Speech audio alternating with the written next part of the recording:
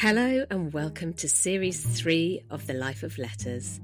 I'm Laura Edralin, your host and London-based calligrapher, curious about the history and future of letters. This season, we're diving back into the rich world of scripts, letter forms, and the stories behind the marks we make on paper and elsewhere.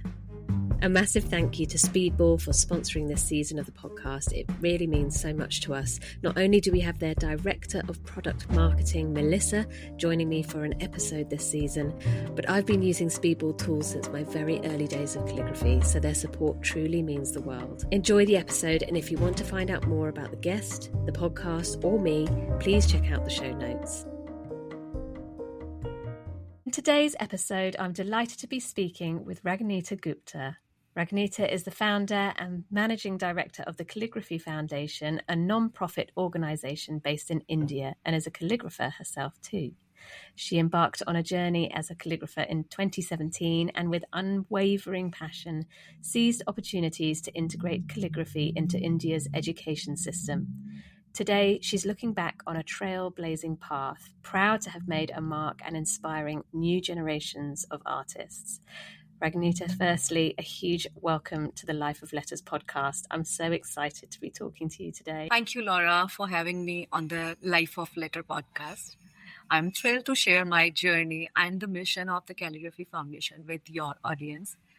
As an artist and educator, I've always been passionate about the beauty of letters and the power of calligraphy to inspire creativity and self-expression.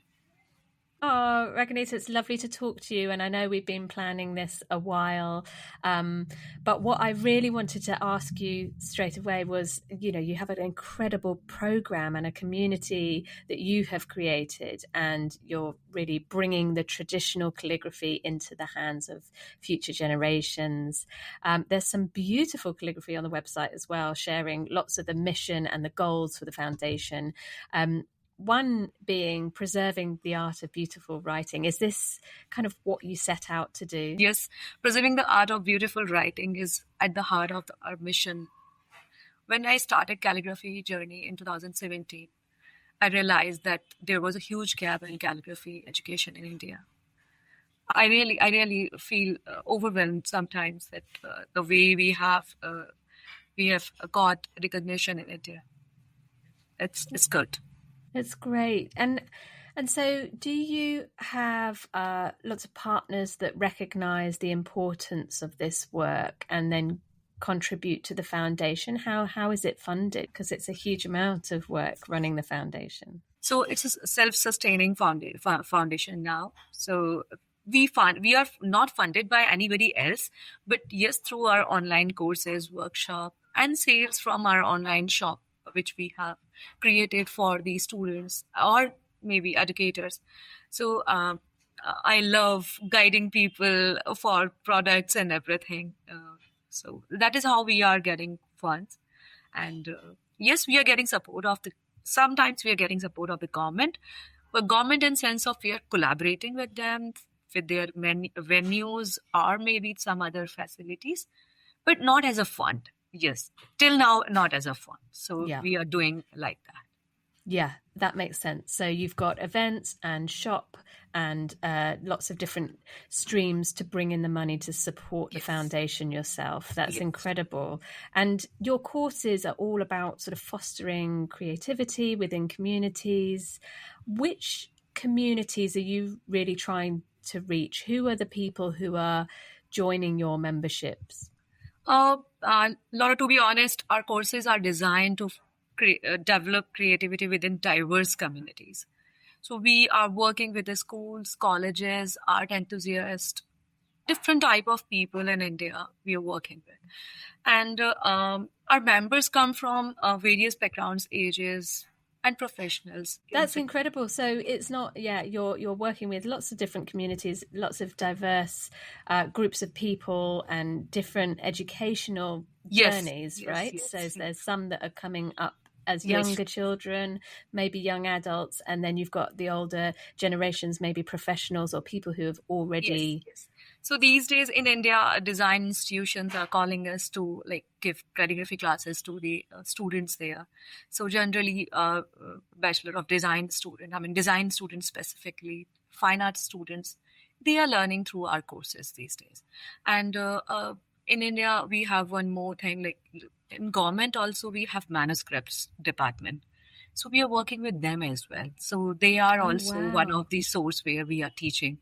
So in right now, I can't say that. It's a huge. There's a huge number of workshops, but yes, on some other side, I would say in future we will get those opportunities in the schools as well, because we have come up with a course for school students like 8 to 16 years age student. So I'm hoping that this course will help school students in developing their sense for calligraphy from childhood only. Yeah, that's lovely, and something that maybe wasn't there before. Yeah, right. You're right.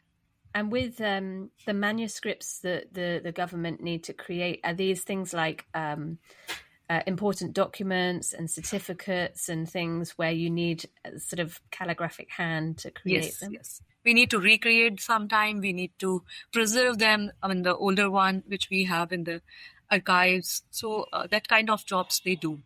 Yeah, incredible. And it means that they know exactly where to go to get the best people doing it, because I guess as well, there could be lots of workshops and courses out there, but what the foundation is able to do is give it a kind of high standard. And somewhere with the technical knowledge, you can say here. If you will be having technical knowledge of the script, it will be easier to understand the script which they have written in the manuscript, or maybe the tool, or maybe this style they are opting there. Because as calligrapher, we know the techniques, which angle, which nib, which ink, which paper. We can easily understand that part. So it is difficult for those who are not aware with the terms of like these calligraphy terms. Which is available. Which we learn in our classes generally. So that is how we are like guiding them, or maybe we are supporting them in that sense. So that is how it is. Incredible. And you talked about the sort of styles and the different scripts, because really there are so many. And we were talking briefly before this that we both have a love for copperplate, but what are the different styles? And I'm assuming it's not just an English alphabet. Do you create and teach in beautiful Indian scripts too? Yeah, we teach various style of calligraphy, including brush pen, pointed pen, broad edge, and Indian scripts too. Because as you know, in India we have so many scripts already, some ancient, some Indian. So we have so many scripts. I think more than scripts we have in India. More than how many? 32. 32. Yes, we do have that. And more than that, in fact. So we also offer course in traditional modern Indian scripts. Our approach is comprehensive, ensuring that students gain a deeper understanding of calligraphy, regardless of the script or language. So that is how we are focused on technical aspect of calligraphy in India. And we are the only organization in India who's working on this core subject as a whole here. Nobody else is doing it no institution is there like that. That's incredible though, because you're bridging the gaps, aren't you? Because that's something that would be very difficult for somebody like me to try and teach anything where people have no knowledge of English and I don't have any knowledge of their language. So what you're creating is a space where you can not only teach the calligraphy side, but you're incorporating language development and connections through scripts as well. Because with these different Indian scripts, are there similarities in terms of is it easy to, once you know one, you can do another, or is it really starting from scratch every time you learn a new script? So, in copperplate, as we all understand that in minuscules we work with the small ovals, and with majuscule we work with the big ovals. So, when I was working on Devanagari script, that's an Indian Hindi script, I tried to incorporate some of the, technical part of copperplate in Devanagari script here. There is a difference. Copperplate is with a pointed pen, and Devanagari is with the broad edge kind of pen here. Okay. So, but yes, I'm able to do some technical similarities, I would say here. So, not only me, as a foundation, we are the team who teaches, and we teach various styles of calligraphy, including brush pen, pointed pen, broad edge, and Indian scripts too. So we have a variety of scripts here in India, and I must mention one name here. Recently I found one story at, if you know the artist Philip Glass, he's a broad edge artist. If I'm not wrong, he does for broad edge actually. So I have taken personally few classes from him, and I saw Devanagari script in his Instagram feed. So I was surprised how he's doing it. As he is technical with the script, in spite of not knowing the language, he was able to do the script beautifully. I was surprised as an Indian, as a Devanagari calligrapher. I was surprised how Philip is doing that script. So point is, when you know technical aspect of a script, of scripts basically. So if you know how to do broad edge, how to do copperplate, or maybe any other script, generally you try to pick up the technical part of the script. And you can easily understand the tool which they are using. You can easily understand the paper, ink, nib, everything you will be able to figure out. And then you start looking at the second aspect of it, the angles, the proportion of the letters. You start looking at those parameters of the script. So I think technical understanding with the scripts takes you to the another level, right? So yes, if you learn script through some technical understanding, you will be able to figure it out how this will. But yes, through a mentor, it is easy. It's great as well. I think the fact that you offer so many different workshops and so many different courses and so many different scripts, and I guess that's something that lots of calligraphers are kind of encouraged to do. Once you know one, like have a go at another one, even if it means, the huge difference between kind of a soft copper plate with the ovals like we talked about, and versus the kind of more angular script with a broad edge pen.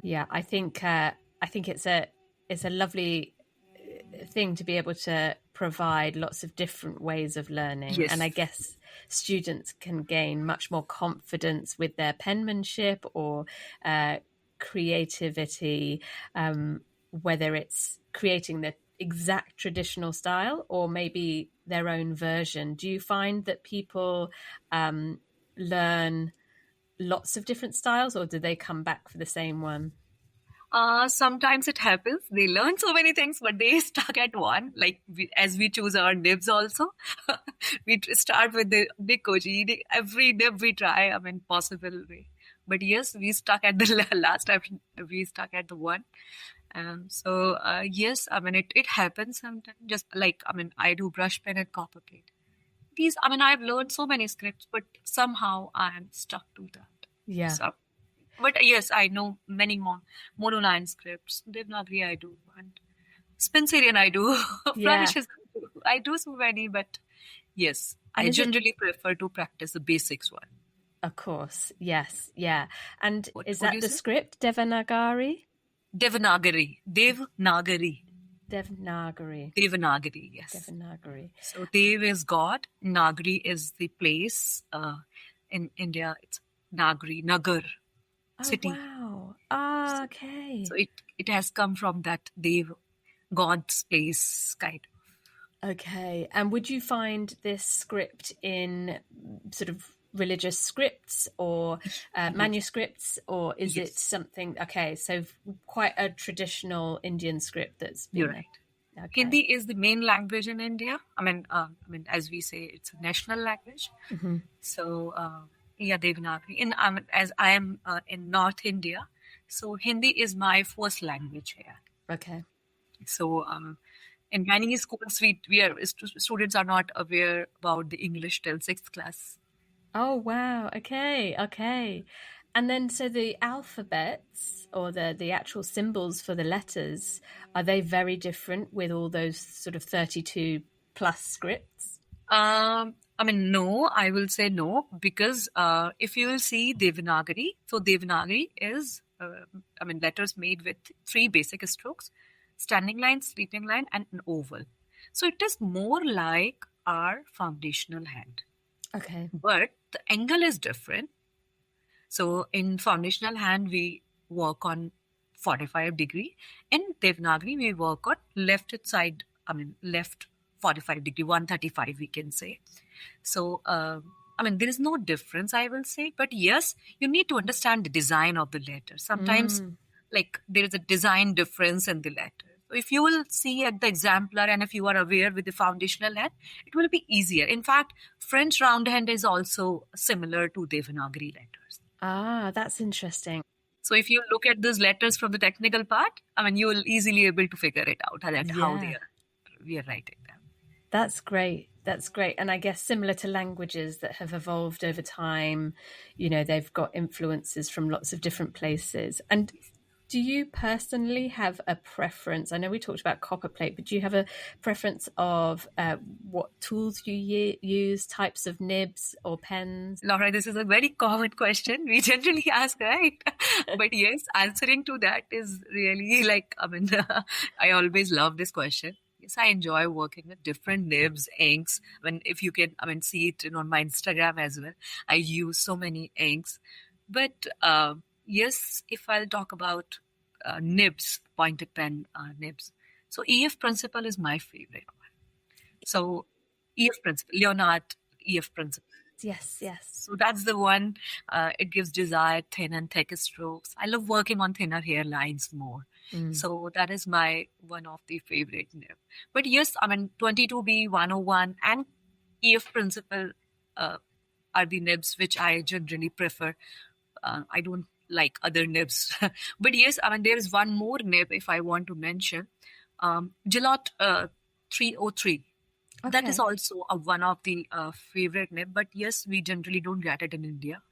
So that is the issue which we generally find in getting 303 nib here. But that is amazing nib. And I don't think other nibs are like that. Yeah. And are you using oblique holder or sort of straight? I use oblique holder as I'm a right-handed person. But yes, I want to try a straight holder as well. I love Paul Antonio's straight holder copperplate calligraphy. I observe it a lot. But yes, I find it a bit tricky. Yeah. So sometimes whenever I learn from him, I'll definitely try with a straight holder. It's lovely. And what's beautiful, I guess, I don't know if the stationery industry is like I've experienced it, where there's lots of beautiful handmade ones that we can get over here. Not just here, you kind of get them from all over the world. But do you have access to lots of stationery and tools over there? Yeah, we do have many Indian manufacturers for many products.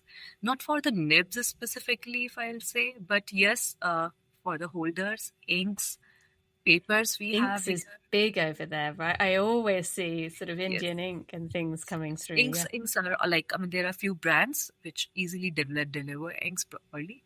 And before Corona, it was difficult, but nowadays it is not difficult. Mm-hmm. Now people are aware which platform is giving what. And now people are aware with the tools and stationery material. So in India, initially it was difficult. Everybody was not aware. There are few people who generally goes outside India. They come back with the products and everything. But yes, it was there, but not now. If you're enjoying this episode, there are a few lovely ways to stay connected. Pop your name on my mailing list for free monthly downloads. Come and join a workshop or course if you fancy getting creative. Or if you'd just like to support the podcast, you can buy us a coffee. All the links are in today's show notes. Now let's get back to the episode. So you've got an online shop, you run workshops, you manage the Calligraphy Foundation, and you deliver talks and you produce art for exhibition and events. Which out of all of these things that you do you love the most? This is an interesting question. I would love to answer, but I don't know what all I could include in that. Actually, I love the diversity of activities involved in running this foundation. While it's too hard to pick one, I find joy in delivering talks and producing art for exhibitions and events. Our annual event, Akshar Mahotsav, is a highlight. I mean, we generally do it annually, and it's a huge here. I mean, like around 500 to 600 people participate in that. So this is a festival. This is a festival, kind of. You're right. And Akshar Mahotsav is Akshar is letter, Mahotsav is festival. Okay, Akshar Mahotsav. Yes. So Akshar is letter, Mahotsav is festival. Letter festival, perfect. Yeah. So it's letter festival, you can say. Yeah. Keep it as it is. But yeah, that's great to know what it means. Yes. Yeah. So where we celebrate the beauty of letters and calligraphy, we have also introduced few of the programs handwriting to calligraphy. So approach is, if people will not write, they will not develop sense for the calligraphy. So this is one of the part which I personally like in the foundation, where we have developed some courses for the school students. And if I'll get chance to show you my books, you will be surprised. They all are in a storytelling format for the school students. And yeah, so my team has prepared a curriculum in which they have incorporated all the names who have done a lot for calligraphy as a history part for the school students, where they can be aware with the master penmen of India or maybe outside who has developed those scripts. We have done it in a way that where students are learning from the history to scratch to the script. Wow. And these books are amazing, and I'm just waiting if any institution will take those books from us, because our audience is school students, so school has to accept that. So we are trying that way that, we have developed 4 books. So monoline italic, monoline foundational, monoline American cursive, business cursive specifically, and Devanagari. Wow. So we have 4 books. So these books, they are for children who are maybe learning handwriting, but can also learn and understand the kind of foundations of calligraphy styles. Yes. They can be taken into schools, and they are story-based. Yes. So they are led through a kind of journey with the calligraphy. And then, are they workbooks? Are they working directly in the books, or are they more like reference books where the children can practice outside? They are workbook. We have decided the color as per the school student, because they like poppy colors, the vibrant colors. And we have created, we have hired few students to illustrate them. So there is an institution in India, if you are aware, National Institute of Design. We have gamified the things in those books. So we are trying to make them interesting for the school students, so that they don't get bored with the writing thing, because these days students don't want to write on paper. So to avoid that, we have created such products. That's great, and it's really inspiring them to learn the beauty behind creating calligraphy versus their handwriting, which might feel faster and more functional, right? And Laura, if we introduce these monoline scripts to them, generally there is no provision of introducing monoline scripts to the school students, and schools are not aware that. In fact, it is not in the education policy as well here. So it's quite hard for us to give such kind of curriculum to the school institutions. We don't have time for such kind of things. So in that process, now we have developed it for the handwriting, But next year, my team has started working on, next year they'll be having some same kind of book for calligraphy as well. Okay. So it will be a complete approach to handwriting to calligraphy for them. Wow. And will be okay. easier. Yeah. So we have created separate pads, practice pads, and books. So both will work together. So Incredible. that is how Wow. these products has been created, and these are incredible. I'm sure it will help school students in a way that they will take interest in the letters of.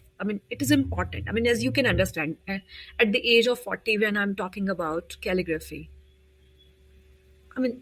it should start from the school. Then only, like as we know, Japan, China, they start calligraphy from childhood only. So it's in their blood, I would say. Yeah. So it's in their blood. And we have the same over here. Both my children are in primary school, so the first school, and the system isn't really catered. They do learn some handwriting, but there's no calligraphy isn't part of it, and understanding the shapes of letters is really only introduced. What I'm frustrated with is the fact that most of the worksheets and the practices that they do are using computer fonts. So they're seeing digital fonts, and then they have to try and replicate a font which is incredibly hard anyway, but also isn't really what handwriting does. And also they then have this struggle with kind of perfectionism, because the repeated A in a word looks identical, but when they write it, it might not look identical, and there might be slight differences. So I feel like it's not, there's better ways to teach it, but curriculums and education systems are a whole nother subject, right? I'm also waiting for the government to take something like this from us, because we are specially designing it for the school students. That will And the fact that you work in partnership with the government, I hope that they see all the work that you're doing, and they see the value in the books that you're creating, because that's a huge amount of work, and all the knowledge that you've got pouring into that to be passed on to new generations. Laura, I would to add here, you might feel that, it will be in your country as well. I was sitting with a some educational department ministry person in India. He was surprised to see our books, the drills, the guidelines which we have prepared for the class. They were amazed, because at the director level, they were not aware that such kind of techniques are also available to teach students. Every time students come and parents come up with, then my child doesn't write fast or maybe legible, but they are not understanding the root cause of it, because you have never introduced them to any drill or straight line or sleeping line or maybe ovals. You have not introduced them. So he was surprised, and I simply asked, sir, how many times you have asked you have taught your child to practice it with the speed. So he said, never ever. Then how can you say that a child should do it in the proper way when he has not been taught for that? Yes. How can you expect it? From a children, at the age of 6 or 7, you cannot say them. So that is how we are as a foundation taking it as awareness also. There is no rush. Let them draw the letters. Don't ask them to write. Let them draw it. And see the value in it, right? Because what you're creating isn't just shapes and, it's abstract to some extent, but then when you've got the combination and you've constructed your letters, you can do such incredible things with words and phrases and poetry and storytelling, and there's much more that comes afterwards. Yes. And so what do you see for the future of calligraphy, especially in the communities that you support in India? Laura, I envision a future where calligraphy continues to thrive in India and globally, especially with the Indian script, I would say. There are people in many countries, they want to learn Indian script. In fact, Indian communities are also there, so they try to teach people there. we plan to expand our reach to other regions and countries, sharing the benefits of calligraphy in developing creativity, self-expression, and cultural appreciation. I believe that our work can inspire similar initiative worldwide, and we are excited to collaborate with the like-minded individuals and organizations, and that is why I accepted your invitation as well, in spite of having a issue with my preferred language. My preferred language is Hindi. I was a bit nervous in starting how I'll do it because I have never given any interview in English before. But yes, we are looking for like-minded individuals to collaborate. Yeah. Organizations who want to promote calligraphy as a core subject, or maybe to the right knowledge, I would say. So that is our mission, and we'll be able to do it because whatever we have aimed till now, we are doing it. And we are happy with that. As a team also, as a founder of the foundation as well, we have achieved whatever we have aimed for. Yeah. Incredible. And the work that you've done, how many years has the foundation been going? So almost 4 years. And we started with the awareness. Then we came up in the education of it. We found some loopholes where we were not finding good teachers to teach in India. As you know, we have large population here. So we will be needing more educators who can teach in schools or maybe the private classes or institutions anywhere, where they can teach. So that is how we have created that course as well. The teacher training program. So we have created few modules of history, Roman history, and Indian history. As you know, there is a huge gap between learning as an artist or as a teacher. There is a difference in calligraphy. So it doesn't mean if you are a good artist, you will be a good teacher as well. In calligraphy, it's completely different. And if you want to be a teacher, you need to understand so many points, technical aspect, or maybe market survey, where you are teaching, what type of students you will be having, every kind of challenge you will face if you are not aware with the pedagogical approach of it. Generally, people take it as a hobby initially. Yes. And then after they understand, oh no, it is not a hobby. It is more than that. Yeah. Calligraphy is not at all a hobby thing.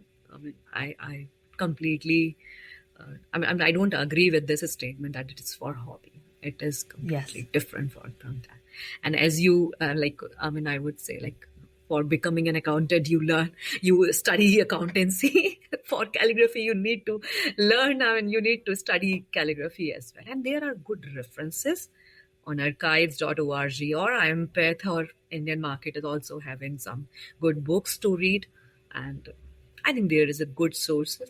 People nowadays have a lot to, they have good resources to learn if they want to learn.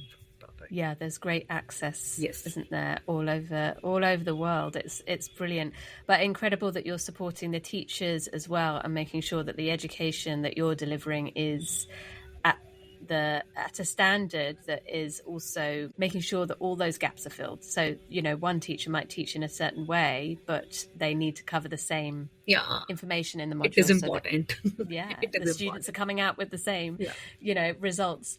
Do you know how many students you've taught? As of number, as you know, our program is already, around 1 year old now. So in first batch, we had around 16 students. We select them actually, and there is a criteria to select them. And this year we have around 12 students. We are not, focused on numbers basically because we want to create those who are interested in teaching. We are taking them into the course. Got you. So we don't want to force this course to the people, those who want to take it as a hobby, because we have priced it in a way. And in fact, if you will see the reviews from first batch, you will find they are feeling like they have gone back to the school. I bet. They're practicing every day. They are taking classes and every day homework, then projects. Then you have to create all your portfolios and everything. So we are covering so many things for them in that course. That is not only the simple learning thing. We are teaching them to teach. Yeah. There is a difference. Yeah. As a legacy. Yes, as a legacy. Behind it. Yes. Yeah. It's lovely. And that is how we are providing that certificate to them. Otherwise, we are not providing the certificates. We told them that you have to work hard to earn this certificate. Yeah. And it's a qualification of all their hard work afterwards, right? So that they can create this incredible work moving forward as well. So, gosh, thank you so much. So to find out more about Raghunita's work and the foundation, the calligraphyfoundation.com is the website, and you can follow and connect with her as well at Raghunita Gupta on Instagram, but we'll put all the links in today's episode's show notes. But really I wanted to say a huge thank you for joining me today. I know we've had technical hitches and all sorts of things up against us, but even from, London all the way over to India, Delhi. we've managed to New Delhi. Yeah, we've managed to connect. So it's been incredible talking to you and hearing all about the foundation's work and what you're doing and how this ripple effect will begin to unravel across, hopefully, the world. And we'll all get hugely inspired by what you're doing. Thank you so much, Laura. And it was wonderful connecting with you. That was something which touched my heart, actually. Thank you so much, for having me. This is the first time when I'm giving interview. So again, I've put you on the spot, and you were brilliant. And can I say, it's beautiful hearing you talking about all the work that you do, and it's lovely to be able to share voices from all over the world. So thank you for being You're doing wonderful. Thank you so much. Thank you. Thank you.